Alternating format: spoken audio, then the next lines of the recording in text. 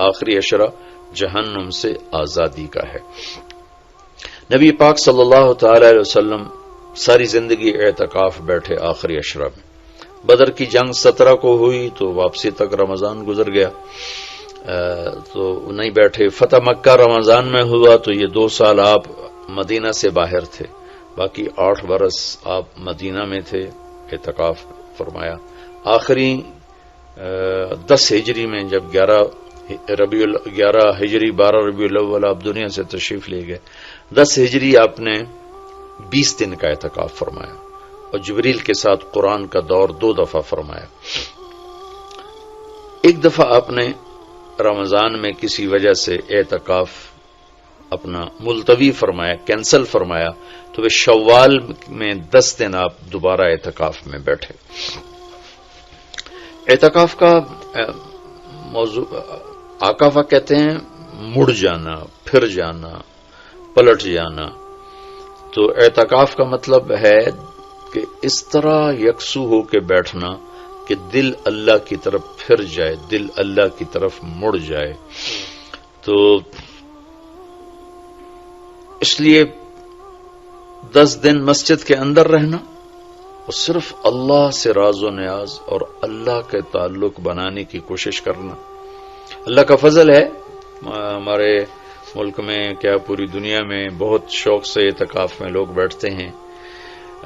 جب رمضان گرمیوں میں نہیں تھا تو جانا ہوتا تھا حرمین میں، تو ماشاءاللہ جگہ نہیں ملتی تھی بیٹھنے کی، اتنے اعتکاف کرنے والے لوگ ہوتے تھے۔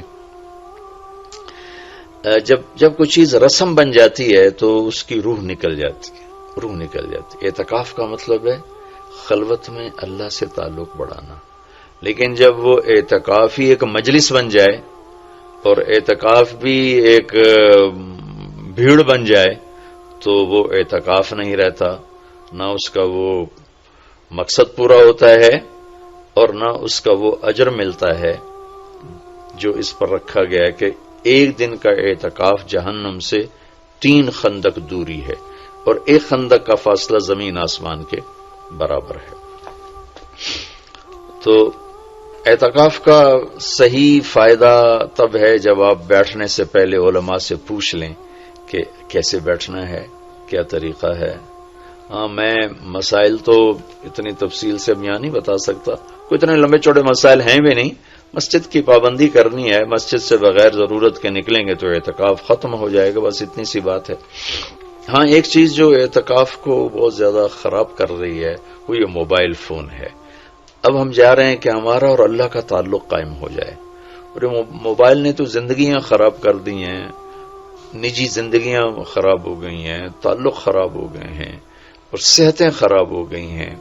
بہت زیادہ اس کا استعمال ہے ہماری قوم میں۔ میں اتنا پھرا ہوں یورپ امریکہ میں، سوائے ضرورت کہ کبھی کسی کے ہاتھ میں موبائل نہیں دیکھا۔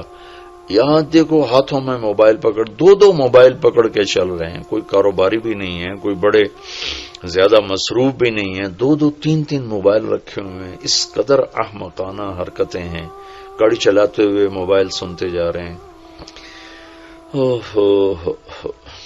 میرا ایک بہت پیارا دوست اس حادثے کا شکار ہوا کہ سامنے والا وہ یہ تو اپنی صحیح لائن پہ جا رہا تھا، وہ اس پہ چڑھ گیا، اس کا تو کھیل رہا اور میرے ایک دوست قیمتی کی جان چلی گئی۔ تو ہمارے ہاں بہت بے احتیاطی ہے۔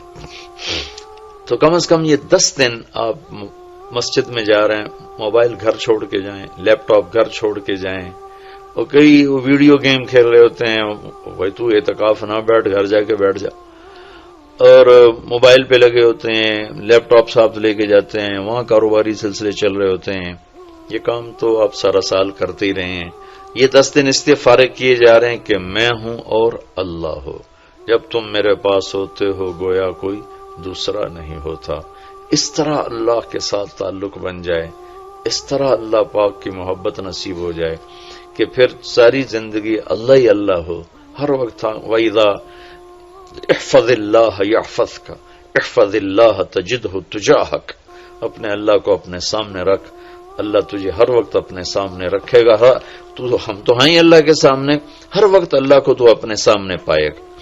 تو اعتکاف میں بھیڑ اور رنگ برنگے کھانے اور لمبے چوڑے دسترخوان اور بے حساب افطاری سحری، یہ ساری چیزیں اس کی روحانیت کو ختم کرنے میں یہ نہیں کہتا کہ اس کا اجر انشاءاللہ ملے گا، لیکن ایک نوجوان ماشاءاللہ اکثر نوجوان، یہ فیصل مسجد اسلام آباد میں تو سینکڑوں لوگ اکٹھے ماشاءاللہ اعتکاف میں بیٹھے ہوئے ہوتے ہیں.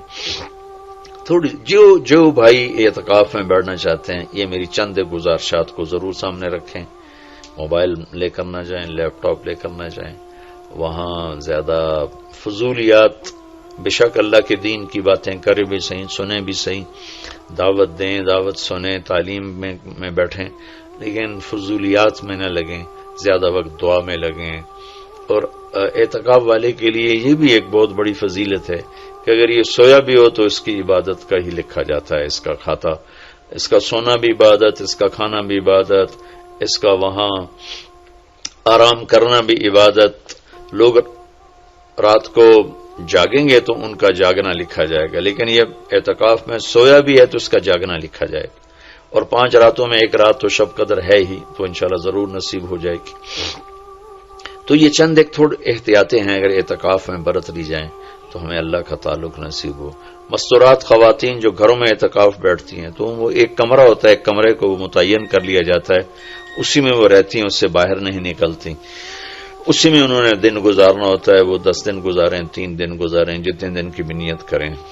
اللہ کے محبوب صلی اللہ تعالی علیہ وسلم ہمیشہ 10 دن کا اعتکاف فرماتے تھے، پر ایک دفعہ 20 دن کا فرمایا. اور اس میں شب قدر ہے جو لیلۃ القدر خیر من 1000 شہر. ایک دفعہ آپ تشریف فرما تھے اور آپ نے بنو اسرائیل کے 4 انبیاء کا ذکر کیا جنہوں نے 80 سال اللہ کے راستے میں جہاد کیا. تو صحابہ نے کہا بڑے غم سے، یا رسول اللہ ہماری تو عمریں ہی 80 سال نہیں ہوتی.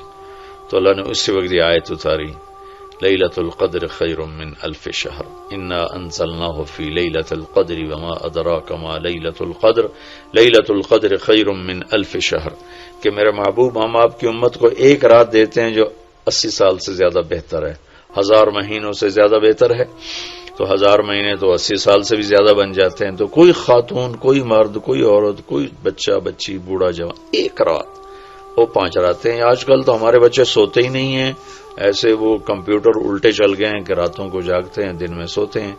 تو یہ 21، 23، 25، 27، 29 5 راتیں اگر جاگ لیا جائے، کچھ قرآن پڑھ لیں، کوئی تلاوت کر لیں، کوئی ذکر کر لیں، کوئی نماز پڑھ لیں، کوئی دعا مانگ لیں.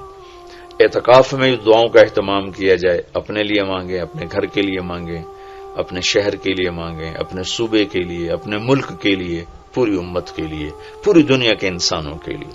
ساری دنیا کے انسان، 700 کروڑ انسان ہمارے انسانی بھائی ہیں. ہمیں ان کے کفر سے نفرت ہے، ان کی ذات سے نہیں. ہمیں ان کے جرم سے نفرت ہے، ان کی ذات سے نہیں.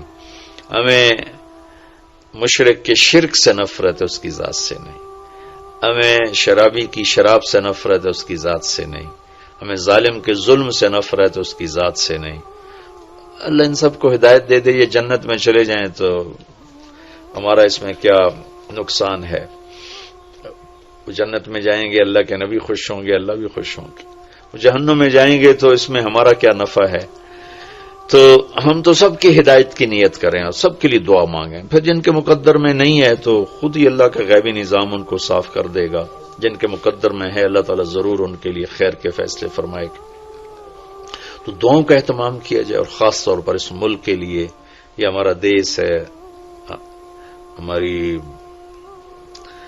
ہماری پناہ گاہ ہے، لیکن ہمارے اپنے ہاتھوں یہ لٹ گیا ہے، پٹ گیا ہے. سازشیں ہیں، فلاں کی سازش، فلاں کی ہوتی ہوں گی سازشیں. دنیا سازشوں کی جگہ ہے اور دنیا مکر و فریب کی جگہ ہے. لیکن میں تو یہی کہتا ہوں تو ادھر ادھر کی نہ بات کر، یہ بتا کہ قافلہ کیوں لٹا. مجھے رہزنوں سے گلا نہیں، تیری راہبری کا سوال ہے. دل کے پھپھولے جل اٹھے سینے کے داغ سے، اس گھر کو آگ لگ گئی گھر کے چراغ سے.